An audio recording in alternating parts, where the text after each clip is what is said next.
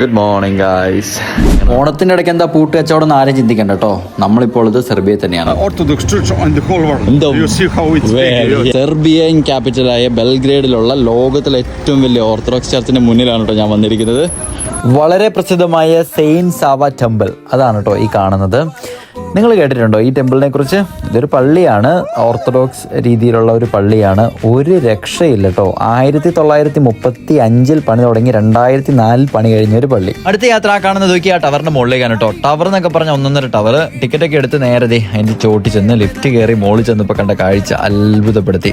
Belgrade നഗരം മുഴുവൻ ഇങ്ങനെ കാണാം. എന്താലേ ചേല്, അടിപൊളി. പണ്ടാരണ്ടോ പറഞ്ഞിട്ടില്ല, ഉയരം കൂടുമ്പോൾ ചായക്ക് ടേസ്റ്റ് കൂടുന്നു. ഞാനും വാങ്ങി വരണം, ചായ അല്ലാന്ന് മാത്രം. എന്തായാലും അതിനുശേഷം ഞങ്ങൾ ഒന്നിച്ച് ഫുഡ് കഴിക്കാൻ വേണ്ടിയിട്ട് ഈ കാണുന്ന റെസ്റ്റോറൻറ്റിൽ വന്നു. നല്ല പാസ്ത കഴിച്ച് ബില്ല് കണ്ട് എൻ്റെ കണ്ണ് തള്ളിപ്പോയി.